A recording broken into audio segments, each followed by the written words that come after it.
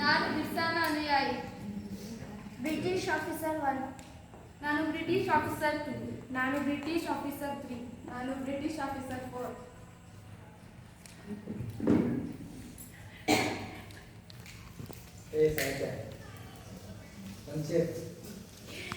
ಬೇಗ ಸ್ವಲ್ಪ 1875 ಮುಂಡಾ ಸಮುದಾಯದ ಒಂದು ಪರಿವಾರದಲ್ಲಿ ಮಗುವಿನ ಜನನವಾಯಿತು.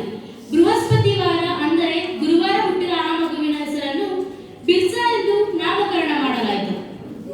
ಯಾರಿಗೆ ತಿಳಿದಿತ್ತು ಮುಂದೊಂದು ದಿನ ಈ ಮಗು ಕಾಡಿನಲ್ಲಿ ವಾಸಿಸುತ್ತಿರುವ ಜನಾಂಗದ ಅವರ ಗೌರವವನ್ನು ನೆನಪಿಸುವಂತಹ ಬಿರ್ಸಾ ಮುಂಡಾ ಆಗುತ್ತಾನೆಂದು.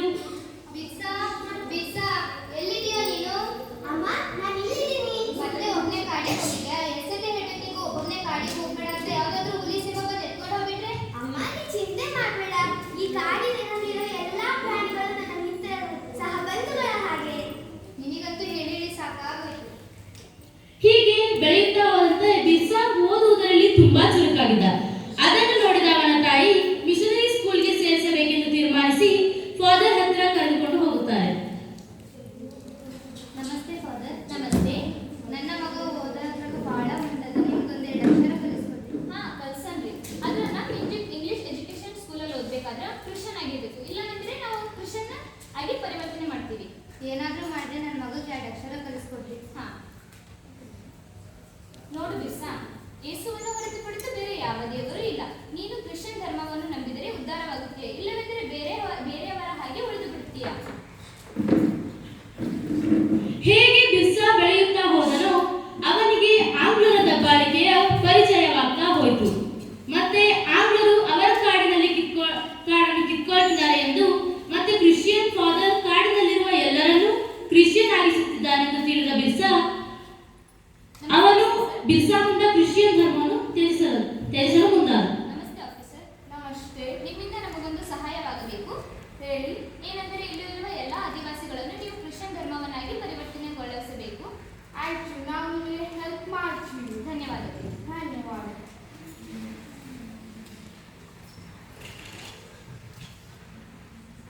ಸ್ನೇಹಿತರೆ ಸ್ನೇಹಿತರೆ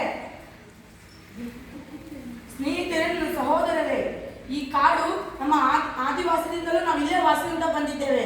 ಈ ಕಾಡು ನಮ್ಮ ಆಜನ್ಮಸಿದ್ಧ ಹಕ್ಕು. ಯಾವ ಕೆಂಪು ಮುತ್ತಿ ಕುನ್ನಿಗಳು ಬಂದು ಈ ಕಾಡನ್ನು ಕ್ರಿಶ್ಚಿಯನ್ ಭಾಷೆಗೆ ಪರಿವರ್ತಿಸಿ ನೀವು ಕಾಡನ್ನು ಬಿಟ್ಟುಕೊಡಿ ಅಂದರೆ ಬಿಟ್ಟುಕೊಡುವುದುಂಟೆ. ಆ ಕೆಂಪು ಮುತ್ತಿ ಕುನ್ನಿಗಳಿಗೆ ನಾವು ಶರಣಾಗುವುದುಂಟೆ. ಎದ್ದೇಳಿ, ಆತ್ಮ ಪರಿವರ್ತನೆಗಾಗಿ ಹೋರಾಡೋಣ, ಬನ್ನಿ.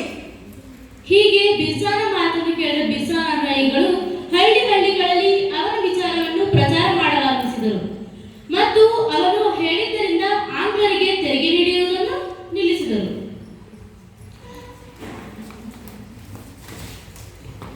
ಇದರಿಂದ ಆಂಗ್ಲರು ಬಿರ್ಸಾಗೆ 1.5 ವರ್ಷಗಳ ಕಾಲ ಕಠೋರ ಕಾರಾಗೃಹವಾಸ ಶಿಕ್ಷೆಯನ್ನು ನೀಡಲಾಯಿತು. ಬಿಡುಗಡೆಯ ನಂತರವೂ ಅವನ ಕ್ರಾಂತಿ ನಿಲ್ಲಲಿಲ್ಲ. ಎಲ್ಲ ಹಳ್ಳಿಗರು ಒಟ್ಟುಗೂಡಿ ಹೋರಾಡಲಾರಂಭಿಸಿದರು. ಬನ್ನಿ, ನಾವು ಬ್ರಿಟಿಷರ ವಿರುದ್ಧ ಹೋರಾಡೋಣ. ನಮ್ಮ ಕಾಡನ್ನು ನಾವು ಬಿಟ್ಟುಕೊಡುವುದು ಬೇಡ. ಎದ್ದೇಳಿ, ಮೇಲೆ ಹೋರಾಡೋಣ.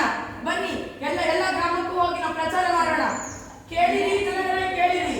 ಯಾರು ಕೂಡ ಕ್ರಿಶ್ಚಿಯನ್ ಜಾತಿಗೆ ಬದಲಾಗಬೇಡಿ. ಯಾಕೆಂದರೆ ಈ ಬ್ರಿಟಿಷರು ಕ್ರಿಶ್ಚಿಯನ್ ಭಾಷೆಯನ್ನು ಬದಲಾಯಿಸಿಕೊಂಡು ನಮ್ಮ ಕಾಡನ್ನು ಅವರ ಪಾಲು ಮಾಡಿಕೊಳ್ಳುತ್ತಿದ್ದಾರೆ. ಯಾರು ಕೂಡ ಈ ಕೆಂಪು ಮೂತಿ ಕುನ್ನಿಗಳಿಗೆ ಶರಣಾಗಬೇಡಿರಿ.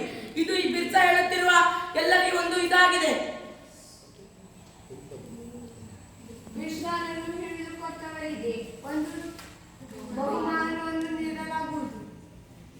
ಹೀಗೆ ಬ್ರಿಟಿಷರು ಬಿರ್ಸಾನನ್ನು ಹಿಡಿದುಕೊಳ್ಳಲು ಬಹುಮಾನವನ್ನು ನೀಡಲಾಗುವುದೆಂದು ಘೋಷಿಸಿದರೂ ಕೂಡ ಯಾರೂ ಆತನನ್ನು ಹಿಡಿದುಕೊಳ್ಳಲಿಲ್ಲ. ಹಾಗೂ ಅವನ ಅನುಯಾಯಿಗಳು ಬಿರ್ಸಾನಿಗೆ ನೀನು ಬಚ್ಚಿಟ್ಟುಕೊಂಡು ಹೋರಾಟವನ್ನು ಶುರು ಮಾಡಿದರೆ ಮಾತ್ರ ಇದರ ಫಲವನ್ನು ನಾವು ಅನುಭವಿಸಬಹುದೆಂದು ಹೇಳಿದರು.